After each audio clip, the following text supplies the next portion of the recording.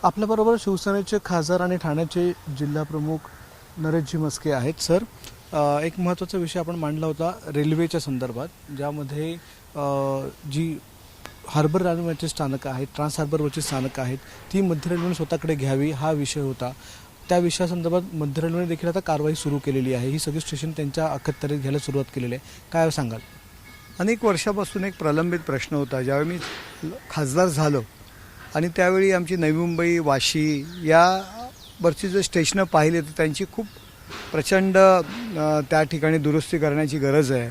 ज्या सुविधा द्यायला पाहिजेत त्या दिल्या जात नाहीत आणि कित्येक वर्ष तर हा विषय प्रलंबित होता. रेल्वे खूप झपाट्याने त्याचा विकास होतो आहे आणि मग या ठिकाणीच असा प्रॉब्लेम का? आणि मग त्याच्या खोलात गेलो तेव्हा कळलं की सिडको आणि रेल्वे याच्यामध्ये हा वाद सुरू आहे. ती स्टेशन बांधली सिडकोनी, त्याचं मेंटेनन्स रेल्वेनी करावं. सिडको म्हणते आम्ही रेल्वेच्या ताब्यात दिलं, रेल्वे म्हणते सिडकोनी आम्हाला अजून ताब्यात दिलं नाही, मोठी कामं त्यांनी करायला पाहिजे. आणि याविषयी मग मी पाठपुरावा सुरू केला आणि मग त्याला कुठेतरी आता योग्य असा मार्ग सापडतोय. आणि आमच्या दृष्टीने लोकांना सुविधा देणं महत्त्वाचं आहे. रेल्वे करो या सिडको करो, आणि तशा पद्धतीच्या बैठका घेतल्या आणि कुठेतरी त्याला आता मार्ग सापडलेला आहे. सिडकोने जी स्थानकं स्वतःकडे ठेवलेली आहे त्याच्यावरती अधिभार देखील राहतात. 1-2 रुपया तिकीटवर एक्स्ट्रा घेतला जातो, पण तेवढं मेंटेनन्स व्यवस्थित होत नाही आहे. ही अनेक प्रवाशांची तक्रार आहे.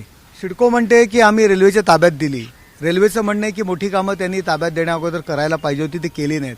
मग सिडकोसुद्धा बेजबाबदारीपणाने त्या ठिकाणचे अधिकारी वागतात. त्यांना माहितीच नाही आहे ही स्टेशन आमच्या ताब्यात आहेत किंवा आम्ही अजून दिली नाहीत. त्यांनी कबूल केलेल्या गोष्टीसुद्धा केलेल्या नाही आहेत. सिडकोची जी काही MD लोक आहेत त्यांना हा विषयच माहिती नव्हता. ज्यावेळी मी मीटिंग लावली त्यावेळी आणि 10-10 वर्ष 5-5 वर्षापूर्वी ज्या बैठका झालेल्या आहेत त्या बैठकांमध्ये सुद्धा काही गोष्टी त्यांनी कराव्या अशा पद्धतीचा निर्णय त्यावेळी करण्यात आला होता. तरीसुद्धा त्या ठिकाणी दुर्लक्ष होतंय. सिडको आणि रेल्वे दोघांचंही दुर्लक्ष आहे. त्या ठिकाणी जे काही पार्किंग असेल, कमर्शियल गोष्टी असतील त्या सिडकोने केलेल्या आहेत. त्याचं भाडं सिडको घेते. तर दोघांच्याही जबाबदारी आहेत आणि त्याला मार्गी लावण्यासाठी आम्ही आता त्याला मार्ग सापडतोय. लवकरात लवकर तो विषय संपणार आहे.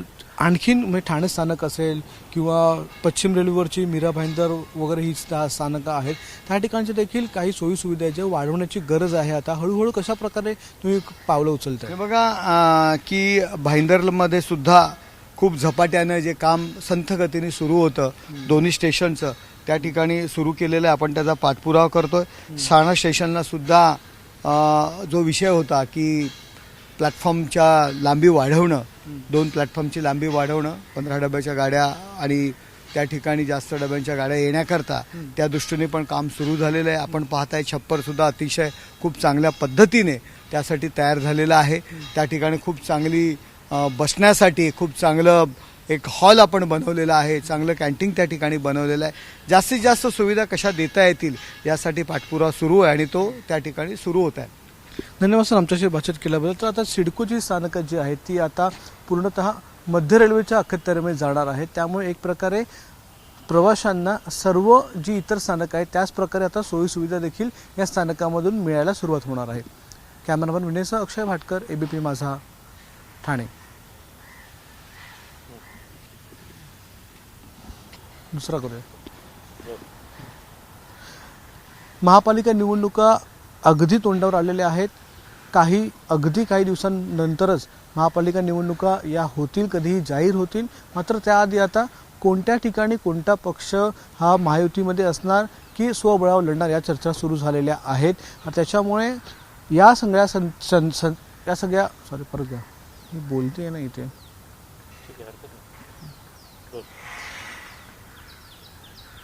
गेल्या अनेक दिवसांपासून युतीच्या चर्चा सुरू झालेल्या आहेत. मात्र जसजशा निवडणुका जवळ येतात तशा स्वबळाच्या चर्चा देखील आता पुढे येत आहेत.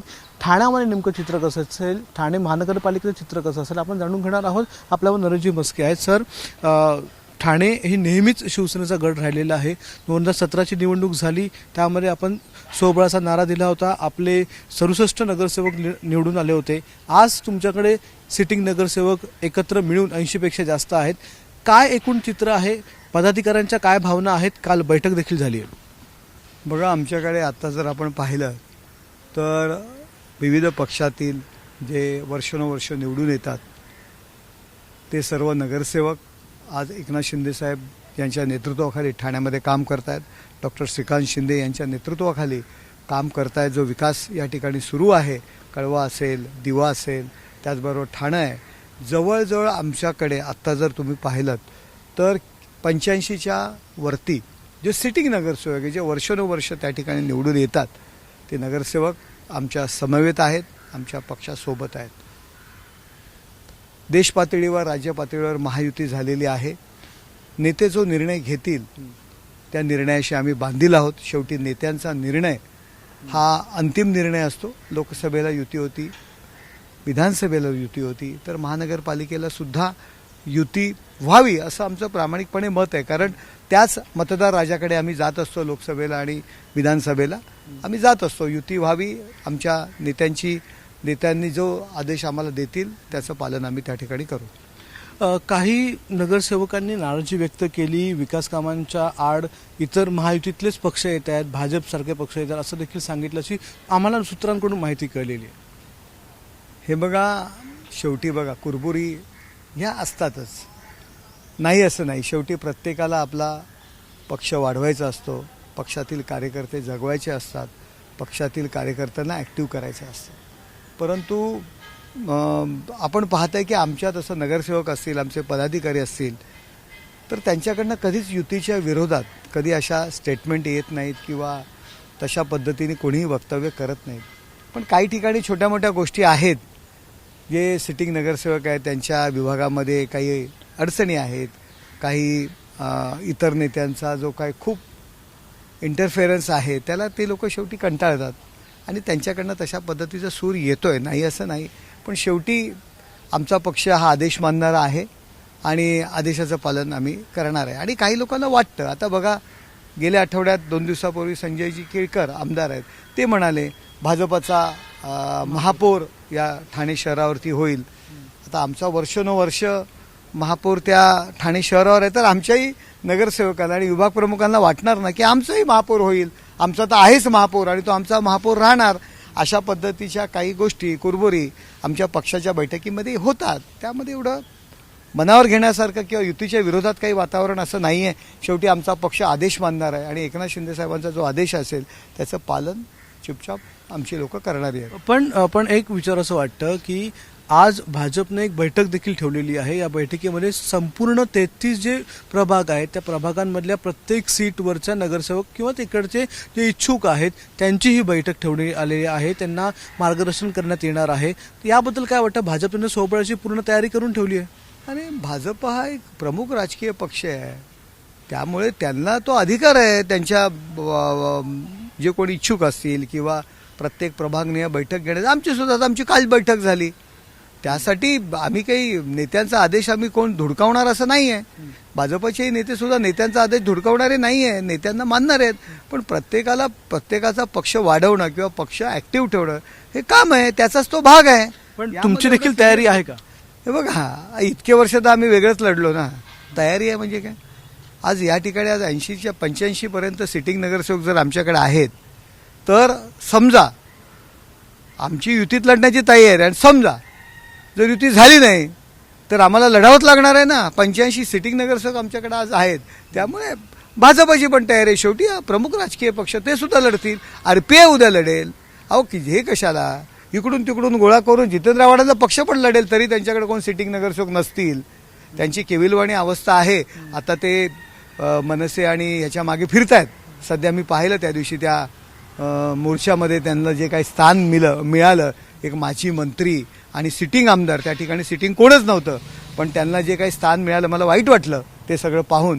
ते सुद्धा सगळ्या वॉर्डात लढतील. एवढं काय, शेवटी प्रत्येक पक्ष आहे ते लढणारच. एक शेवटचा प्रश्न विचारतो, जर पक्षाकडून आदेश आले महायुतीचे तर महायुतीमध्ये जाणार का? आणि जर पक्षाकडून आदेश आले की नाही आपल्याला वेगळं लढायचं आहे, तर मग ही निवडणूक कशी असेल? कारण की टीका केली जाते. त्याविषयी संजय केळकरांनी मागणी केली की ठाणे महानगरपालिकेच्या संपूर्ण व्यवहारांची चौकशी व्हायला पाहिजे. मुख्यमंत्र्यांनी इथे एक समिती गठीत करायला पाहिजे. नंदलाल समितीच्या तुमच्या आरोपानंतर त्यांनी असं म्हटलं की आता देखील समिती गठीत करण्याची गरज आहे. बघा, काम पारदर्शकपणा असलाच पाहिजे आणि ते जर मागणी करत असतील तर त्याला आमचा काय विरोध आहे. महानगरपालिकेच्या कारभाराची त्यांनी जर चौकशी ची मागणी केली तर आमचा विरोध नाही आहे. शेवटी बघा की तो अधिकारी आणि प्रशासन त्या ठिकाणी काम करत असतं. त्यांच्याकडनं जर काही चुका झाल्या असतील तर त्यासाठी त्यावेळी सत्ताधारी कोण असतात त्याच्यावरती टीका करणे. आज राज्यामध्ये अनेक गोष्टी घडत आहेत, अनेक अधिकारी पकडले जात आहेत, अनेक अधिकारी चुकीच्या गोष्टी करतायत, म्हणून त्याचं खापर राज्यातल्या सत्ताधाऱ्यावरती महायुतीवर फोडणं हे योग्य नाही आहे ना. शेवटी बघा महानगरपालिकेत आम्ही आता त्या दिवशी त्या मोर्चामध्ये आमच्यावर लोक टीका करत होते. महानगरपालिकेमध्ये आम्ही सत्तेवर आहे, कुठल्या अधिकाऱ्यांनी काही भ्रष्टाचार केला म्हणून त्याचं खापर जर आमच्यावर फुटणार असेल तर ते काही जे त्या दिवशी आव्हाड किंवा इतर काही लोक की जी लोकसभाही हरलेली आहेत, विधानसभाही हरलेली आहेत आणि आता महानगरपालिकेसुद्धा हरतील, अशी लोक जे टीका करत होते, ज्यावेळी उद्धव ठाकरे मुख्यमंत्री होते त्यावेळी काही अधिकारी पकडले जात होते, त्याला उद्धव ठाकरे जबाबदार होते का? जितेंद्र आव्हाड मंत्री होते, त्यांच्या खात्यात काही म्हाडाचे अधिकारी पकडले गेले, त्याला जितेंद्र आव्हाड जबाबदार होते का? कसं आहे की आपण जेव्हा दुसऱ्याकडे एक बोट करतो तो स्वतःकडे 4 बोटं असतात, हे प्रत्येकाने लक्षात ठेवायला पाहिजे. विरोधक म्हणून टीका करणं, उगाचच काहीतरी बडबड करणं, जे अधिकारी दोषी असतील त्यांच्यावर कारवाई व्हायला पाहिजे. आज राज्यात अनेक लोक पकडली जात आहेत म्हणून त्याला महायुतीचे राज्यकर्ते जबाबदार नाही आहेत. धन्यवाद सर आमच्याशी बातचीत केल्याबद्दल. कॅमेरामन विनयसह अक्षय भाटकर, एबीपी माझा, ठाणे. एबीपी माझा, उघडा डोळे बघा नीट.